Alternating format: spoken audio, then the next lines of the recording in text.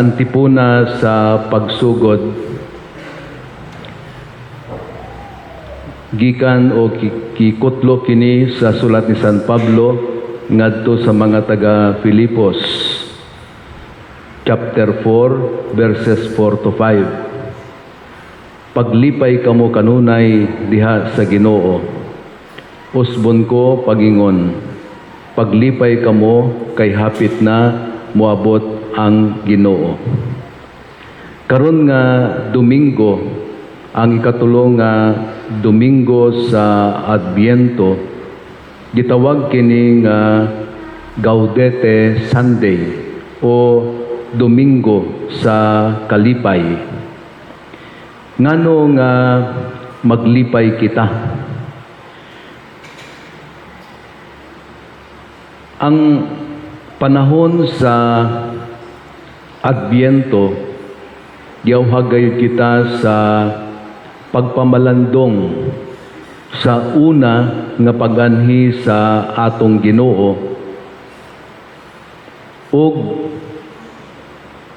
nga kita karon nagpaabot sa iyang ikaduhang pagbalik. So the first coming of Jesus and the second coming of Jesus.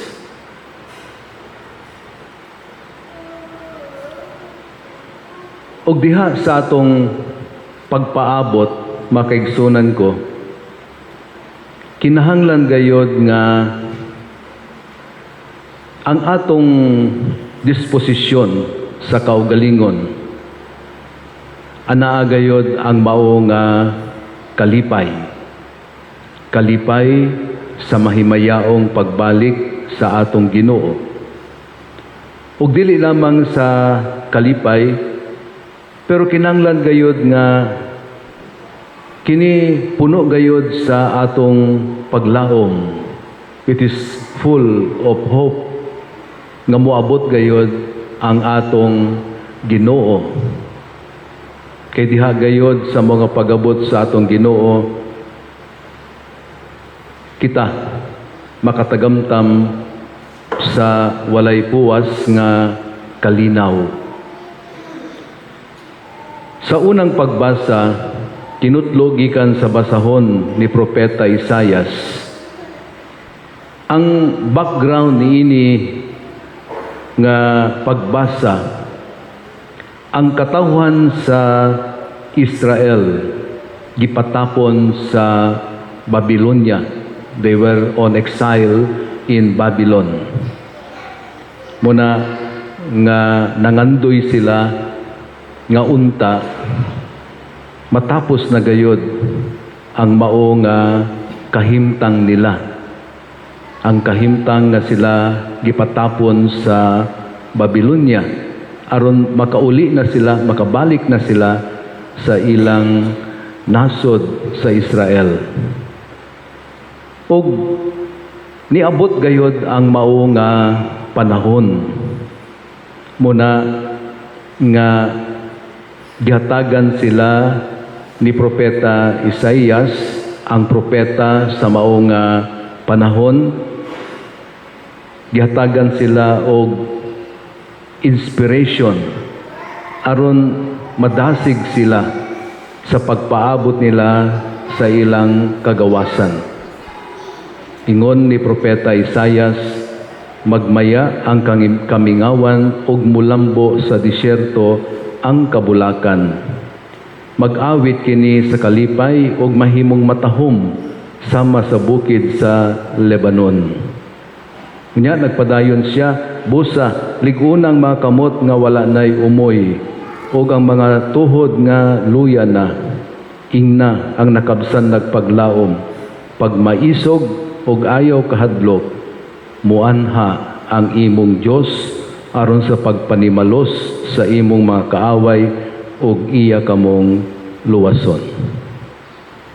So sa unang pagbasa, there is a reason to rejoice kay ang Ginoo una sa tanan nituman gayod sa iyang saad sa iyang katawhan. Bisan pagayod dugay sila nga nagpaabot sa mao nga kagawasan. Pero niabot gayod nga diin sila giluwas gayod sa Dios ug makauli na sila sa ilang nasod sa Israel. Nya sa laing punto sa unang pagbasa, gipanagna gayod ni Propeta Isaias nga moabot pod ang panahon nga diin ihatag gayod sa Dios ang mao nga kaluwasan ngadto gayod sa tanan. Ug unsa may ilhanan niini, makakita na unya ang mga buta ug makadungog na ang mga bungol. Maglukso-lukso na ang mga bakol daw lagsaw ug mag-awit ang amang sa kalipay. Kay didto sa kamingawan mudagayday ang tubig ug may mga sapa na ang disyerto. That is how the prophet Isaiah described ang mao gayud nga pagluwas sa Dios sa iyang katawhan.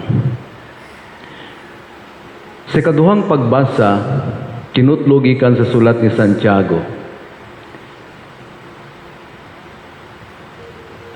Kini naghisgot gayod sa pagpaabot sa ikaduhang pagbalik sa atong Ginoo. Nga kinahanglan anaa gayod sila'y patience diha sa mao nga pagpaabot sa Ginoo. And that is very important, Usahay kita nga mga tao, gusto nato kanang bang dali ra kita malipay, Kanang sa Tagalog panandalian ba? Panandalian. Usahay mo shortcut kita, Mo shortcut kita. Just for us to be happy, Pero makabantay kita usahay kini mga shortcut nato o kini mga happiness nato nga gidali-dali nato makabot, dili baya siya kanang lasting, Dili siya lasting. Dali ra po siya mawa, So, gihatagan kita ni Santiago nga kinanglan gayud nga kitang tanan anaon ta kining atong pasensya, the virtue of patience. Kunya iyang gigamit gayud ang mga mag-uuma. Ang mga mag-uuma nga nagpaabot sa pag-ani. Ingon ni Santiago, mapailubon siyang nagpaabot sa una ug sa ulahing ting-ulan. Then ningon siya, busa kinanglan nga magpailob usab kamo. Ligunang inyong paglaom kay duol na ang pagbalik sa Ginoo. Kini importante kay kung mawadan kita og pasensya, mawadan kita og paglaom diha gayud sa atong pagpaabot sa atong Ginoo. Well, pwede nga musulod gayud ang pagduha-duha kanato. Mayroon kita nga moabot pa ka siya. Dugay na kini nga gipaabot panahon pa na sa apostoles. Unya daghan nay nahitabo, wala man lagi ang atong Ginoo. For the past days, sa atong mga ebanghelyo, naghisgot gayud kini sa makanunayon nato nga pagbantay. Pagbantay sa pagbisita, sa Ginoo kanato. Nagpaabot kita sa iyang mahimayaong pagbalik. But we should also be conscious that there are moments sa atong kinabuhi wherein God visit us. No? Importante ka na. Importante ka na. Kay kung makabantay gayud kita niini, mahimo siya nga gitaw nato nga religious experience nato. Religious experience nato. Usahay di katubuhan ang atong mga kasinatian gayud sa Ginoo. Pero alang kanamo nga inyong mga pari, matag usa ka nato adunay tagsa-tagsa nga kasinatian gayud sa Ginoo. Og kana dili pwede nga maglalis kita ni ana, no? Kung pananglit adunay modul sa pari, mo istorya sa sayang kasinatian sa Ginoo, dili mo ingon ang pari nga buwang man siguro ni, no? The priest should respect, no, ang maong kasinatian. Kay siya man gayud ang nakasinati ni ana. And that is the visitation of God sa atong kinabuhi. The visitation of God sa atong pamilya. The visitation of God sa atong nasod o Kristohanong katilingban. Anaa gayud, wherein we can truly say, anaa ang Ginoo ni ana nga panahon sa akong kinabuhi. Ana ang Ginoo ni ana nga panahon sa akong pamilya. Ana ang Ginoo ni ana nga panahon sa Kristohanong katilingban. So, we should always be aware of that. Pero, ang punto sa ikaduhang pagbasa, kining pag-abot gayod, ikaduhang pag-abot gayod sa atong Ginoo. That we should always be patient and hopeful, no? Kana importante na siya. Sa atong ebanghelyo, si Juan nga magbubunyag, dito na siya sa prisuhan. Og gipaadto niya kang Jesus ang pipila sa iyang mga tinunan aron mangutana sila kang Jesus kung siya bagayod ang muanhi o ang gipaabot. Ngano nga murag adunay pagduha-duha si Juan nga magbubunyag. Ngano nga kinahanglan pagayod nga pangutanon si Jesus kung siya bagayod ang gipaabot nga Mesiyas. Tungod kay sa punto de vista ni Juan nga magbubunyag, lahi man gayod ang iyang pagtan-aw sa Mesiyas. O sometimes diha ka nato, no?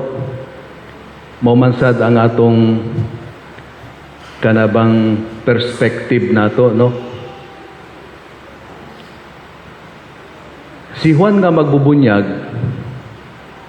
makaingon kita nga very fiery siya, no? Kalit lang siya ni gawas sa awaaw nga dapit sa litang, no, sa desert. Unya, siya nagwali dayon. Kanabang very fiery siya. Kanabang very emotional. Giawhag niya ang katawhan sa paghinulsol sa ilang mga sala. Kaya kung dili sila maghinulsol sa ilang mga sala, they will receive the wrath of God. No? They will receive the punishment from God. Ana gid na si Juan nga magbubunyag. And so, ang iyang pag-describe sa Mesaya nga moabot, sa Mesiyas nga moabot, sama kaniya. No? Sama kaniya. Nga diin ningon siya nga kung dili gayud sila maghinulsol sa ilang mga sala, sa pag-abot gayud sa Mesiyas, silang tanan makadawat og silot, the punishment from God. Pero sa pagtanaw niya sa gibuhat ni Jesus, wala man niya makita kini, no? Dili man na kanang si Jesus very fiery, very emotional, no? Dili man, very calm man na siya, no? Very calm si Jesus. Very gentle. Very kind. Adto man na siya sa mga makasasala, no? Nakigsalo siya sa mga makasasala. So, lahi man ang iyang nakita. Muna nga nagpadala siya og iyang mga tinunan aron mangutana gayod kung siya ba ang gipaabot og gitubag ni Jesus ang iyang mga tinunan. Pamauli kamo og suginli si Juan sa inyong nadungog og nakita. Ang mga buta nakakita, ang mga bakol nakalakaw, ang mga sanlahon nangaayo, ang mga bungol nakadungog, ang mga minatay nangabanhaw, ug ang maayong balita gisangyaw ngadto sa mga kabus. Nadiin kini nga tubag ni Jesus mausad ang atong nadungog sa unang pagbasa.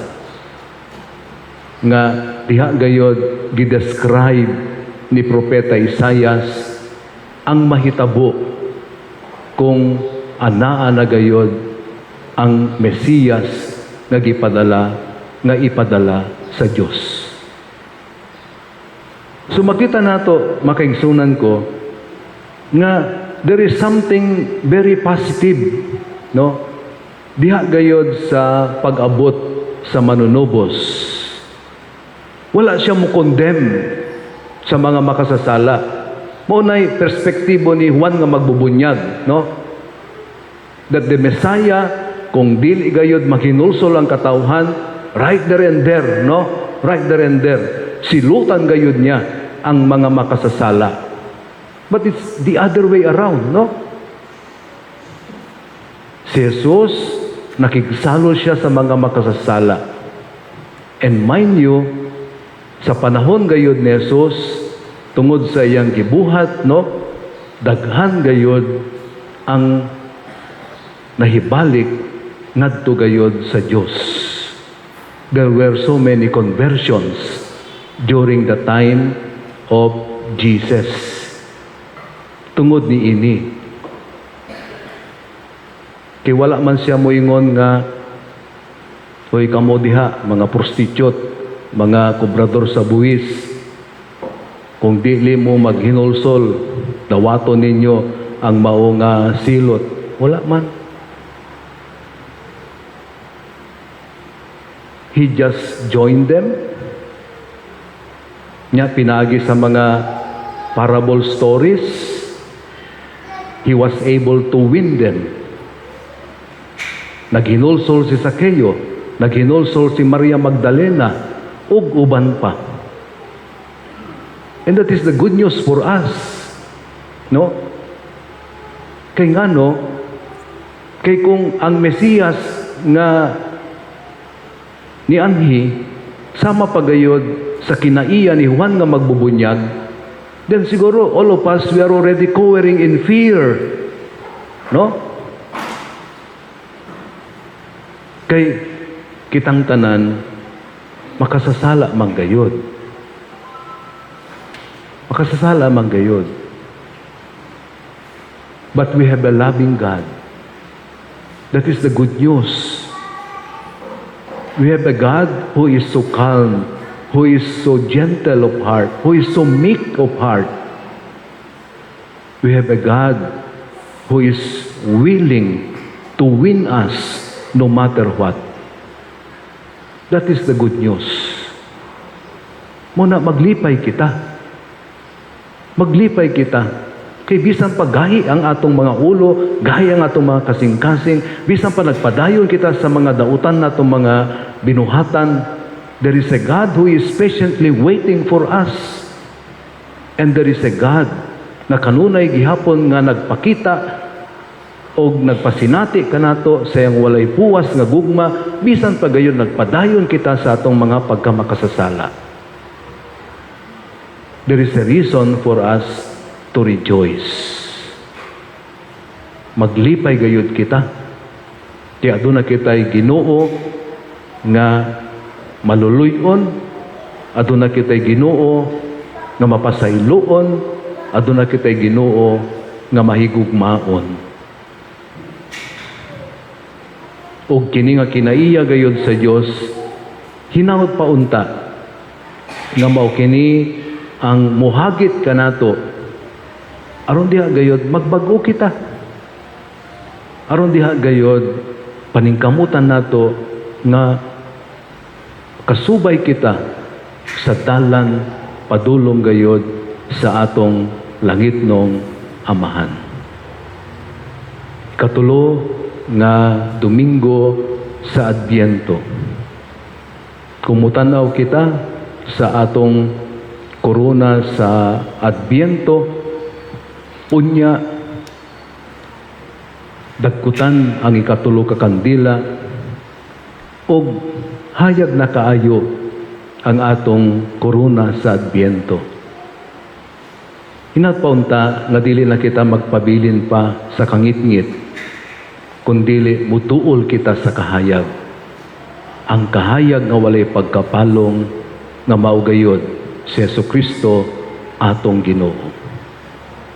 Hinuon aduna kita'y gitawag nga tawhanon nga kahuyang.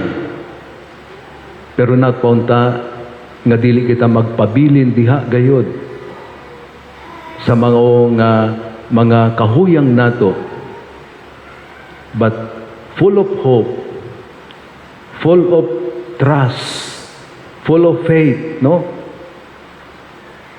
Mutuol kita kang Jesus, ang atong Ginoo, ang kahayag nga walay pagkapalong.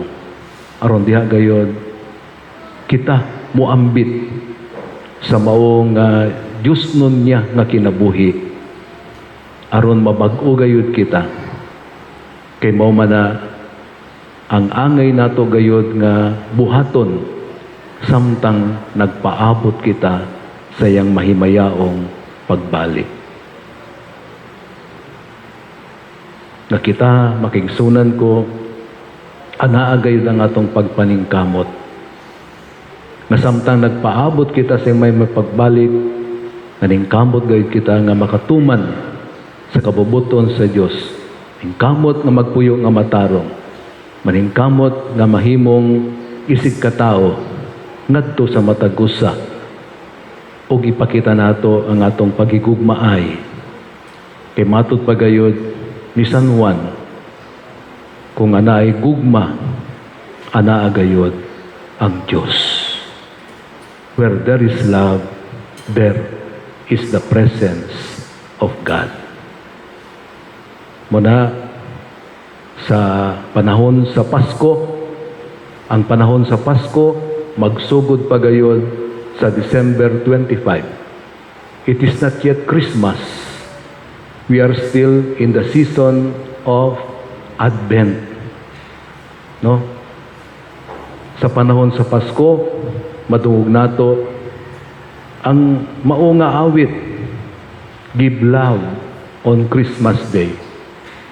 Nagpunta nga dili lamang gayud sa panahon sa Pasko, no? But hopefully makamgo kita na kinahanglan gayod nga ang maong gugma nga ihatag nato sa matagusa, ihatag nato matag adlaw. Let us make Christmas nga mahimo siyang everyday sa atong kinabuhi. It's not only on the season of Christmas.